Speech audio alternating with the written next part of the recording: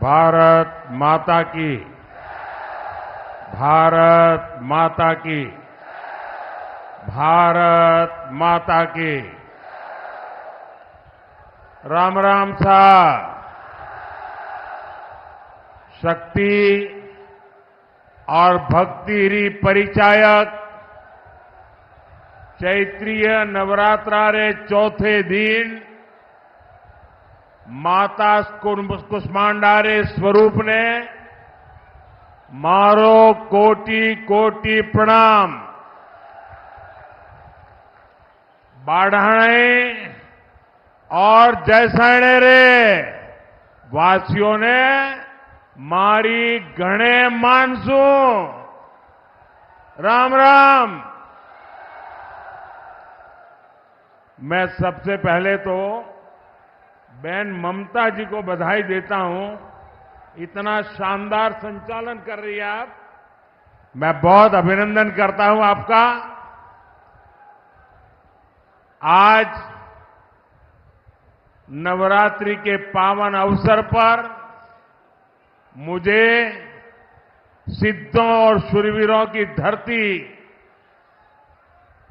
एक बार फिर आप सबके दर्शन करने का सौभाग्य मिला है।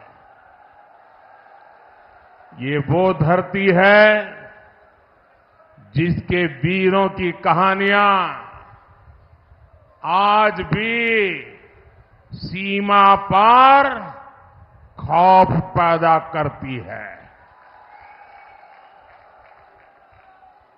जिस रेगिस्तान की गर्मी में अच्छों की हिम्मत दम तोड़ देती है, वहां आपके हौसले के सामने गर्मी भी कुछ नहीं कर पाती।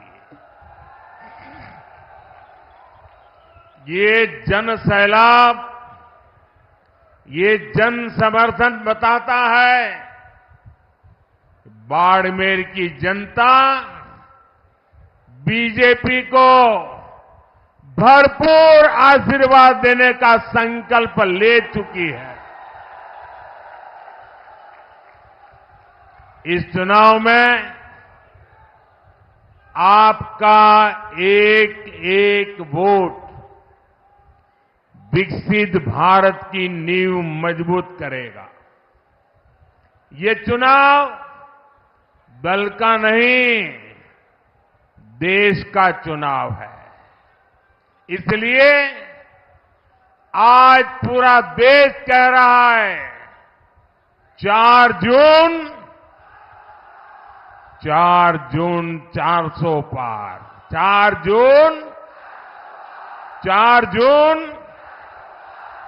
और मालानी की यही पुकार। फिर एक बार, फिर एक बार, फिर एक बार। भाइयों और बहनों, बाड़मेर हमारी पार्टी के वरिष्ठ स्वर्गीय जसवंत सिंह जी का क्षेत्र है। यहां के लोगों ने हमेशा मुझे बोला है, मोदी जी आप देश के दुश्मनों को सबक सिखाओ, बाड़मेर जिताने की जिम्मेदारी हमारी। आप इस बार भी पहले से ज्यादा वोटों से बीजेपी को जिताएंगे, ये मेरा पक्का विश्वास है। साथियों, कांग्रेस पार्टी ने 5-6 दशक से ज्यादा देश पर हुकूमत की, लेकिन देश की कोई एक बड़ी समस्या ऐसी नहीं जिसका संपूर्ण समाधान कांग्रेस ने दिया हो। राजस्थान के लोगों से बेहतर इस बात को कौन जानेगा। जिस राजस्थान के लोगों ने देश को अपने लहू से सींचा, उस राजस्थान को कांग्रेस पार्टी ने पानी के लिए प्यासा रखा। मेरी माताएं बहनें तपती गर्मी में रेतीले धोरों पर सिर पर घड़े रखकर कोस कोस चलकर पानी लेने जाती थी। हमारी बहनें यहां कहती थी, घी ढुले तो मारो कुछ न जासी, पानी ढुले मारो सब कुछ जासी। यानी पानी घी से भी ज्यादा मूल्यवान था। लेकिन 70 साल तक किसी ने इन माताओं बहनों की नहीं सुनी। जब आपने आपके बेटे मोदी को सेवा करने का मौका दिया, मैंने जल जीवन मिशन शुरू करके इस त्रासदी को खत्म करने का बीड़ा उठाया। जल जीवन मिशन से हमने राजस्थान के 50 लाख घरों तक पानी पहुंचाया है। लेकिन जितने दिन राजस्थान में कांग्रेस सरकार रही, उसने जल जीवन मिशन में भी जमकर भ्रष्टाचार किया। कांग्रेस ने राजस्थान तक पानी लाने के लिए ईआरसीपी परियोजना भी पूरी नहीं होने दी। वहीं हमारे भजनलाल शर्मा जी की सरकार ने 100 दिन के भीतर ही ईआरसीपी परियोजना को पास करवाया है। हरियाणा से पानी का समझौता भी हो गया है और हम लोग तो चाहे राजस्थान हो या चाहे गुजरात हो, हम लोग तो लाखा बंजारा को अपना आदर्श मानने वाले लोग हैं। हमारा संकल्प है कि हम राजस्थान के हर घर तक पानी पहुंचाएं। साथियों, कांग्रेस की सोच ही विकास विरोधी है। ये लोग देश के सीमावर्ती गांवों को देश के आखिरी गांव कहते हैं। ये लोग सीमावर्ती जिलों को, वहां गांवों को जानबूझकर विकास से वंचित रखते थे।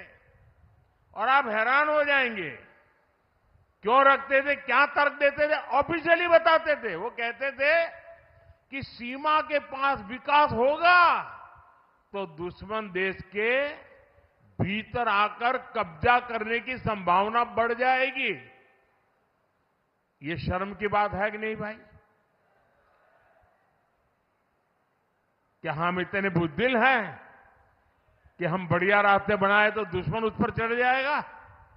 क्या बात करते हो? शर्म आनी चाहिए आपको। आप मुझे बताइए, किस दुश्मन के कलेजे में इतनी हिम्मत है कि वो बाड़मेर की सीमा में घुसकर कब्जा करने की सोचे?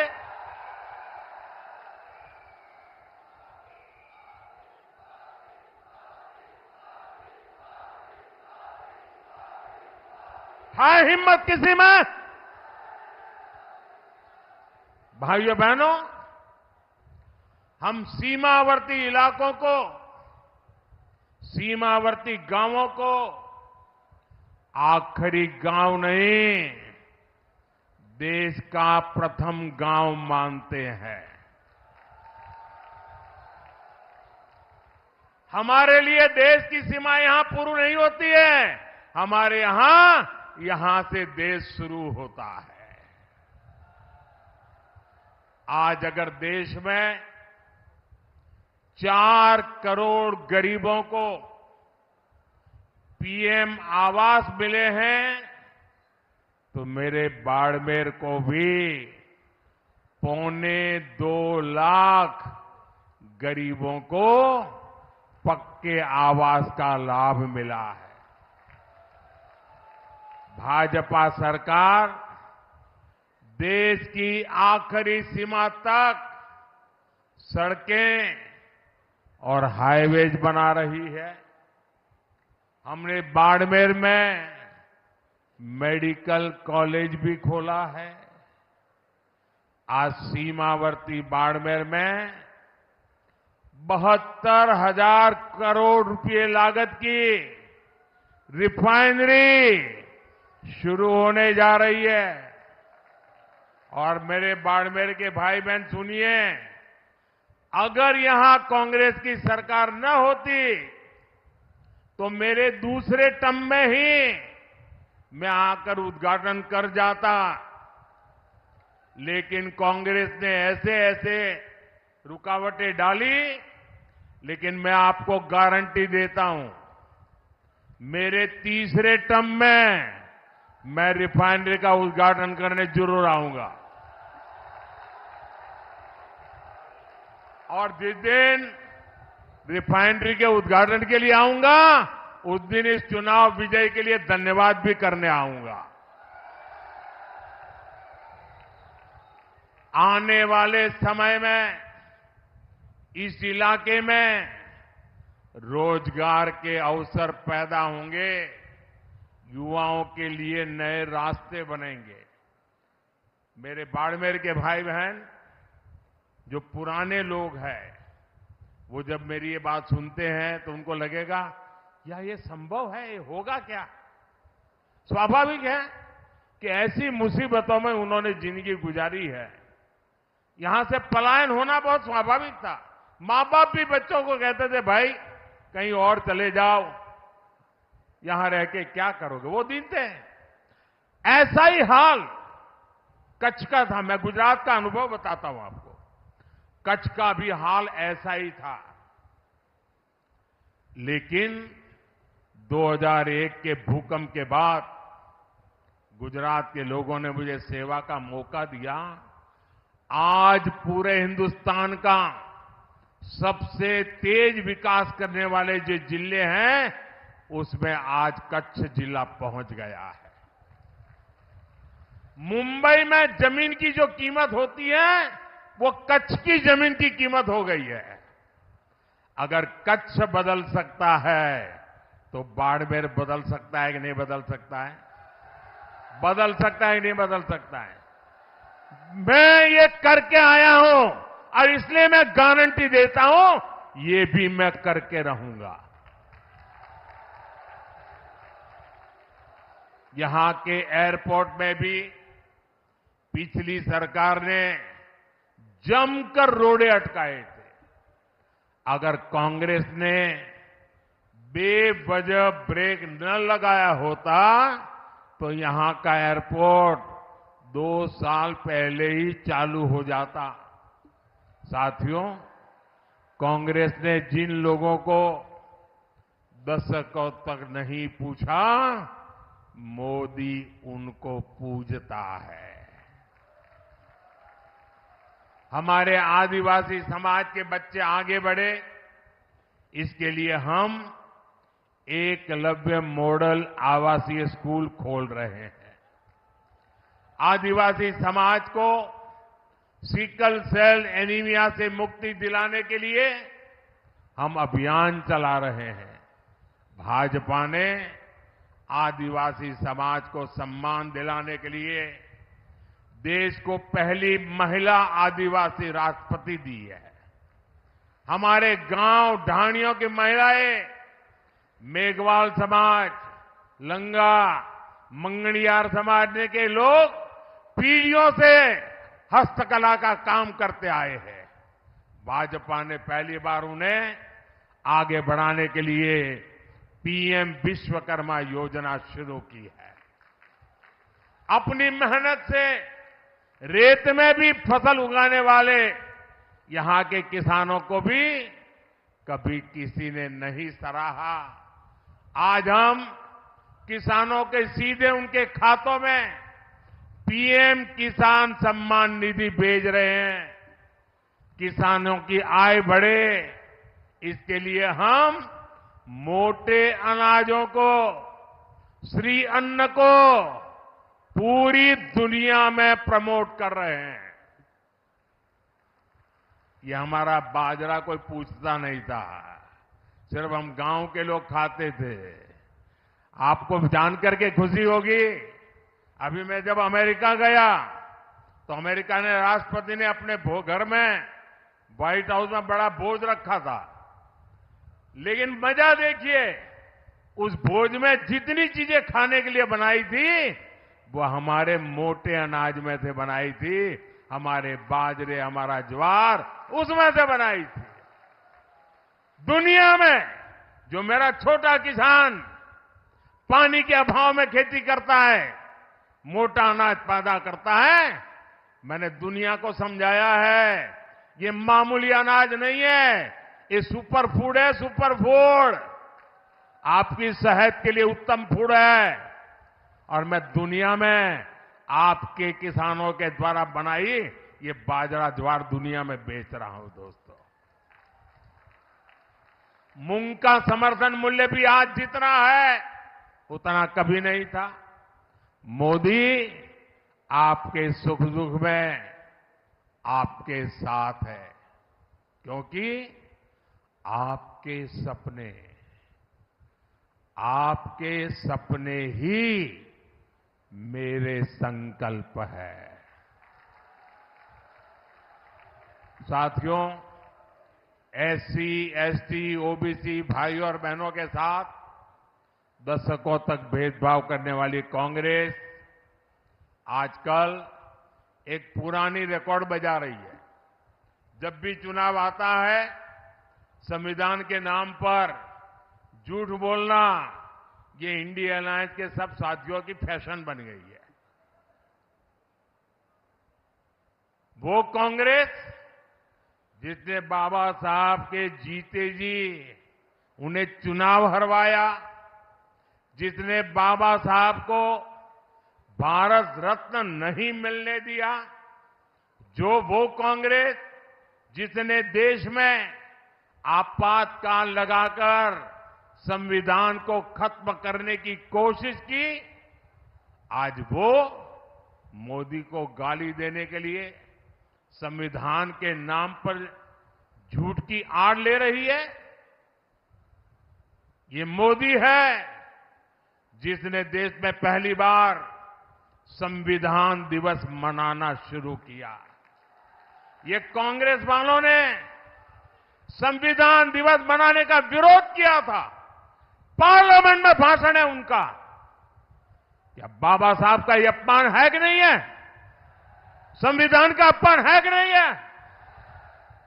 इतना ही नहीं, ये मोदी है जिसने बाबा साहब से जुड़े पंच तीर्थों का विकास किया। इसलिए बाबा साहब और संविधान का अपमान करने वाले कांग्रेस और इंडिया अलायंस के झूठों से, उनकी गपबाजी से सावधान रहने की जरूरत है। और कांग्रेस वाले सुन लें, ये 400 सीट की बात देश की जनता ने इसलिए की है कि आपने 10 साल पार्लियामेंट में मुझे अच्छे काम करने के लिए रोकने की लगातार कोशिश की है। और इसलिए देश आपको, कांग्रेस को सजा देना चाहता है और साफ कर देने का मन बना लिया है। और जहां तक संविधान का सवाल है, आप मान के चलिए और मोदी के शब्द लिख के रखिए, बाबा साहब आंबेडकर खुद आ जाए तो भी संविधान खत्म नहीं कर सकते हैं। हमारा संविधान सरकार के लिए गीता है, रामायण है, महाभारत है, बाइबल है, कुरान है, ये सब कुछ हमारे लिए हमारा संविधान है। साथियों, भारत के खिलाफ ये इंडिया अलायंस वाले कितनी नफरत से भरे हुए हैं, ये इनके मैनिफेस्टो में भी नजर आता है। कांग्रेस के मैनिफेस्टो में तो बंटवारे की गुनहगार मुस्लिम लीग की छाप नजर आती है। अब इंडिया अलायंस में शामिल एक और दल ने देश के खिलाफ बहुत खतरनाक ऐलान किया है। उन्होंने अपने मैनिफेस्टो में लिखा है, जिस पोखरण की धरती ने भारत को परमाणु शक्ति से संपन्न किया, अब इंडिया अलायंस का कहना है कि हम भारत के परमाणु हथियार नष्ट कर देंगे, दरिया में डुबो देंगे। भारत जैसा देश जिसके दोनों तरफ पड़ोसियों के पास परमाणु हथियार हो, क्या उस देश में परमाणु हथियार समाप्त करना, इसकी सोच ये समाप्त करना चाहता है इंडिया अलायंस? क्या परमाणु हथियार समाप्त होने चाहिए? मुझे सबका जवाब चाहिए। क्या परमाणु हथियार समाप्त होने चाहिए? क्या परमाणु हथियार समाप्त होने चाहिए? मैं जरा कांग्रेस को पूछना चाहता हूं, आपके ये साथी, ये आपके इंडिया अलायंस के साथी किसके इशारे पर काम कर रहे हैं? ये कैसा गठबंधन है जो भारत को शक्तिहीन करना चाहता है? आखिर किसके दबाव में आपका ये गठबंधन हमारे परमाणु ताकत को समाप्त करना चाहता है? एक तरफ मोदी भारत को शक्तिशाली राष्ट्र बनाने में जुटा है, वहीं इंडी गठबंधन वाले भारत को कमजोर देश बनाने का ऐलान कर रहे हैं। माता तनोट राय की धरती के लोग क्या इसे स्वीकार करेंगे? कमजोर देश आपको मंजूर है? शक्तिहीन देश आपको मंजूर है? क्या ऐसा सोचने वालों को सजा देंगे? इस चुनाव में सजा देंगे? कमल पर वोट दबा करके उनको सजा देंगे? और इसलिए पूरे देश के लोगों को इंडी गठबंधन से सतर्क रहने की जरूरत है। साथियों, जिस भारत मां के लिए हम अपने जीवन की परवाह नहीं करते, ये कांग्रेस पार्टी उसे सिर्फ एक जमीन का टुकड़ा मानती है। और इसलिए कांग्रेस के राष्ट्रीय अध्यक्ष राजस्थान की वीर भूमि में आकर कहते हैं कि मोदी ने कश्मीर से 370 हटाया तो राजस्थान से उसका क्या लेना देना, क्या वास्ता? यहां आकर के बोल के गए हैं। ये राजस्थान की राष्ट्रभक्ति पर ऐसा सवाल करने की हिम्मत करते हैं। जिस राजस्थान के वीरों ने सीमा पर कश्मीर के लिए सीने पर गोलियां खाई, उससे पूछते हो कि कश्मीर से क्या वास्ता? इस बाड़मेर के सपूत भीखाराम मुंड ने करगिल युद्ध में अपना बलिदान दे दिया था। और कांग्रेस कहती है कि कश्मीर का राजस्थान से क्या वास्ता? जिस राजस्थान में, कश्मीर में जन्मे बाबू साहब रामदेव जी की घर घर पूजा होती हो। उससे पूछते हो कि कश्मीर से क्या रिश्ता? जब कश्मीरी हिंदुओं को उनके घर से खदेड़ा गया था, तब कितने ही परिवारों को राजस्थान ने बसाया था, गले लगाया था। और ये पूछते हैं कि राजस्थान का कश्मीर से क्या वास्ता? अरे उनको पता नहीं होगा। करगिल के लोग ईरान गए थे और ईरान में कोविड की भयंकर महामारी में फंस गए थे। उनको वापस लाना था, कोविड के साथ लाना था, बड़ा संकट का काम था। उनको हिंदुस्तान ला करके कहां रखे? देश को जान करके गर्व होगा, ये मेरे राजस्थान की वीर भूमि है। जैसलमेर में ईरान से लाए गए कोविड के वो सारे लोग जो करगिल के रहने वाले थे, वहां वो माइनस टेम्परेचर में रहते हैं। यहां 35-40 डिग्री टेम्परेचर में महीना भर रहे। जब ठीक हुए तब राजस्थान ने उनको घर वापस भेजा था। ये है मेरा राजस्थान। कांग्रेस भारत को भाषा, प्रांत, जात पात में तोड़ना चाहती है। इसलिए आपको इस चुनाव में कांग्रेस को फिर एक बार सबक सिखाना है। साथियों, कांग्रेस हर उस काम का विरोध करती है जो देश हित में होता है। कांग्रेस हर उस ताकत के साथ खड़ी हो जाती है जो देश विरोधी होती है। आप देखिए, हम लोग देश में, राजस्थान में शक्ति की उपासना करते हैं, माता की उपासना करते हैं, लेकिन कांग्रेस के शहजादे कहते हैं कि वो हिंदू धर्म की शक्ति का विनाश कर देंगे। अरे मेरी माताओं बहनों की ताकत तुम नहीं जानते हो। किसी मर्द को आगे नहीं बढ़ाने पड़ेगा। ये शक्ति को नष्ट करने वालों को ये मेरी माता बहनें ही निपट लेगी।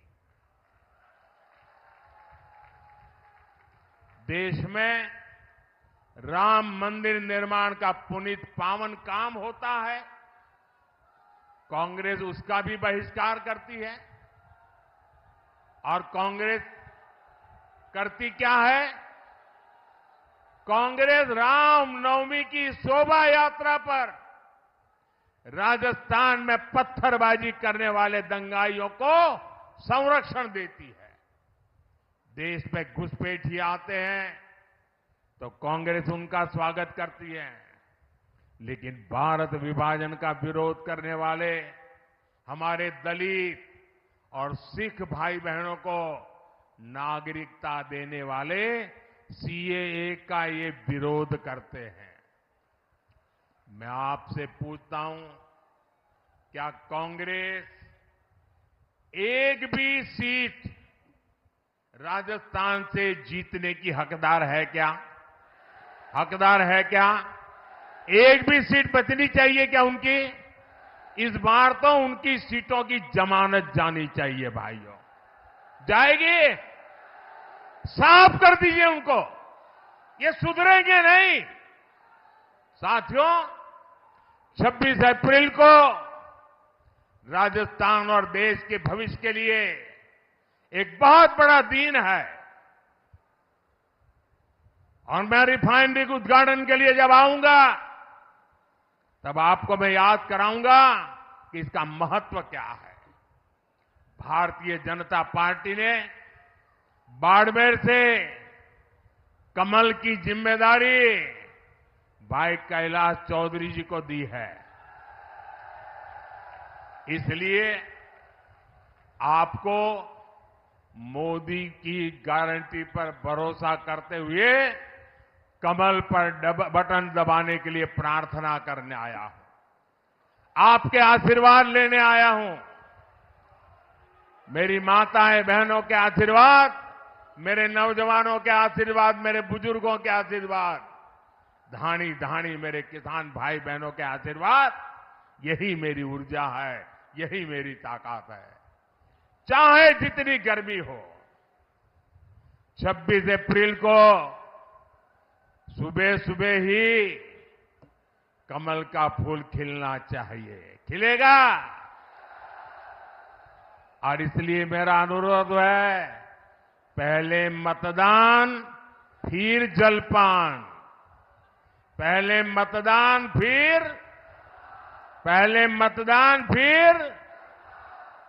अच्छा, मेरा एक और काम करोगे? जरा हाथ ऊपर करके बताइए, करोगे? सबके सब करोगे? माताएं बहनें भी करेगी? देखिए, पहले तो मैं राजस्थान में बहुत घूमा हूं, सब दूर जाता था, संगठन का काम करता था, इन सबके साथ कंधे से कंधा मिलाकर के काम किया है। लेकिन अब आपने इतना काम दिया है कि मैं सब जगह पे जा नहीं सकता हूं। तो मेरा एक काम करोगे? घर घर जाकर बताइएगा कि अपने मोदी बाड़मेर आए थे और मोदी ने आपको प्रणाम कहा है। मेरा प्रणाम पहुंचा दोगे? हर परिवार में मेरा प्रणाम पहुंचाओगे? हर माता बहन को मेरा प्रणाम पहुंचाओगे? हर बुजुर्ग को मेरा प्रणाम पहुंचाओगे?